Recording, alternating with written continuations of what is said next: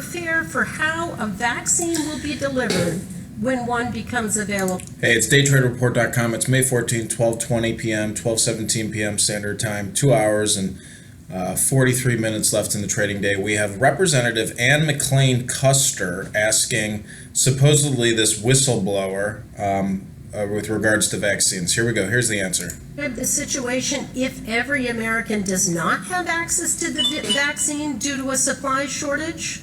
That situation would be catastrophic, honestly. The decisions have not been made yet who to vaccinate first, how to identify those individuals, and how to stretch those limited supplies appropriately. And it's important to remember that it's not just the United States. So there's limited supplies. When I said it would take 2 to 2.5 years to make those, that was assuming there wouldn't be global competition for those limited supplies. Those are not made in the United States, some of them. So does a lack of preparation in vaccine supplies make us more vulnerable to future spikes in COVID-19? Absolutely. And do we have enough supplies to distribute both the flu vaccine next winter as well as the coronavirus vaccine? It's going to be extremely challenging.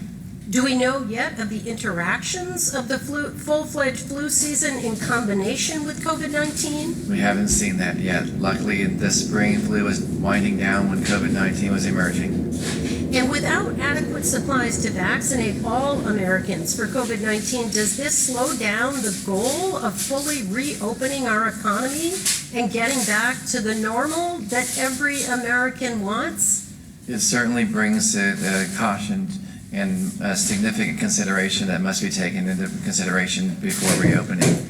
We need to make sure that not only the guidelines for reopening are clear to each individual, and each individual follows those guidelines. Otherwise, it puts us all at risk.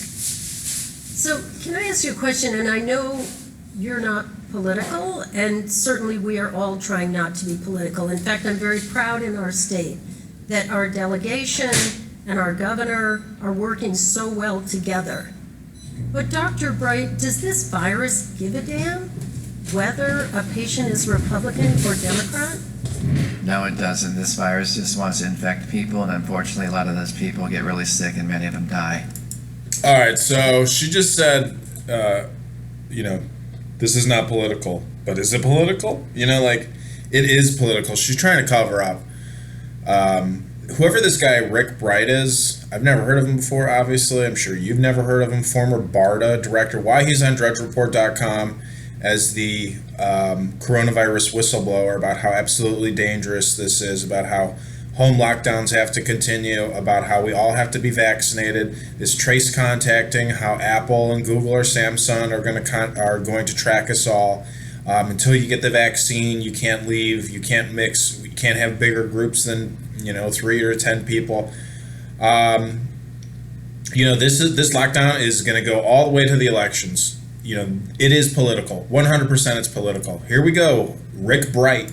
And potentially the supplies to deliver a vaccine when one is ready.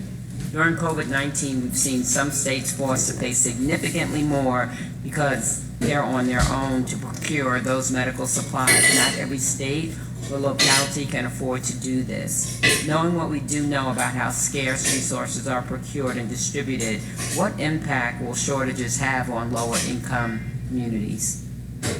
The shortages will impact across all of America, and unfortunately, it actually increases the concern in communities that aren't part of the mainstream or might have lower socioeconomic status. So I think it has a significant chance of increasing the risk in those communities. How have you seen this impact the devastation of the disease in these communities? These communities the data are showing that they're hit very hard, and we don't actually have the information yet to understand fully what's behind that or why, and health status or access to health care or other immunization status or health care status. So we're still learning a lot about that. However, it's really important to think about when we have diagnostic tests and other things available, that they are available to everyone. And many of these tests that we're developing today are very expensive or in very rare supplies. So we need to make sure that we're developing and making available tests that are not just rapid and accurate, but low cost, and so everyone who needs a test can access those tests. you attempt to urge HHS leadership or the administration? Miss Kelly, where in Illinois is your district? My God, you look like you're from some type of spaceship from Starship Enterprise, from Star Trek. I've had some conversation. There have been some conversations, I should say, focusing on groups that are harder to reach in a different socioeconomic status. All right, so he's an NIH senior advisor, and I'm not sure that there is a solidified plan in place just yet to make sure that it's more than a conversation.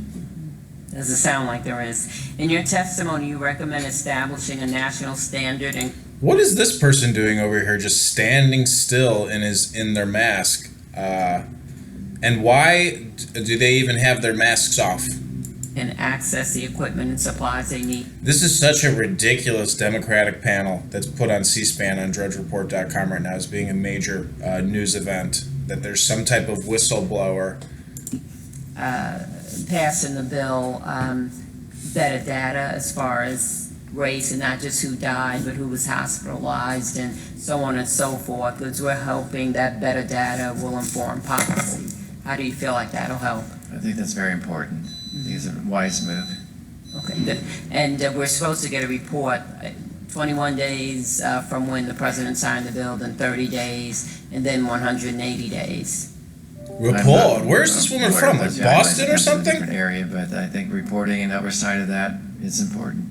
And then lastly, you've been sitting in that seat for a while, but is there anything that we haven't asked you that you want to say? That's a really important question, and I've thought a lot about that. I think to highlight the things I talked about in my opening statement is we need transparency in the science, and America needs to know the truth. This is a devastating pandemic, and not just for health, but also society, our economy, our jobs, our livelihood. And if we do not take seriously the call for action to put specific things in place, a coordinated national plan for testing and response. So testing, response, equitable, these are all Bill and Melinda Gates talking points. All of them. Yes, jobs are important, the economy is important, but what's most important is testing, tracking, vaccination. Here we go. This is Rick Bright from the National Institute of Health, aka the Bill and Melinda Gates Foundation. Global distribution is limited supplies, and ramp up and prepare for what will be a very devastating. Again, don't forget, it has to be equitable. We need equitable distribution of these vaccine supplies for the world. Fall if we don't have the right supplies in place and raw materials, then this virus will overcome us in significant ways still. So it will overcome us? This virus will overcome us? Uh-oh, I may have paused it too many times. It's a live stream, so it doesn't have a delay. Oh my God.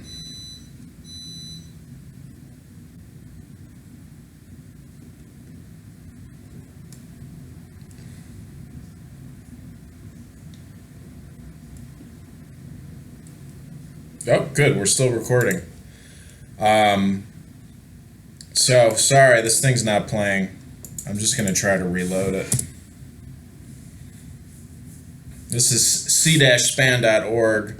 We're watching the vaccine official, Dr. Rick Bright, testify regarding the coronavirus pandemic response.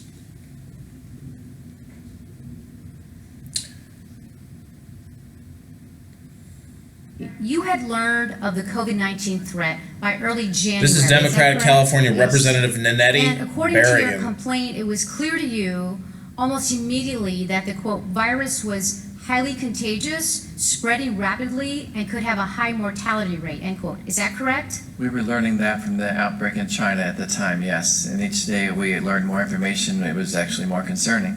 And the World Health Organization confirmed your view that the virus was a big problem. So they're posing this that Donald Trump covered up, agencies, including HHS. Over the course of January, covered up the you virus. pressed HHS leadership about the urgent need to devote increased resources to address the outbreak. On January Now that 23rd, Russiagate is he over, briefed Ukraine Gate is Secretary Azar over. directly Now that funding we're going to personnel have for clinical specimens, Coronagate. including viruses, were critically necessary to begin development of life-saving No such thing as Flynn-gate, though. needed No in such the thing as likely event Obamagate. the virus spread beyond Southeast Asia. Yet,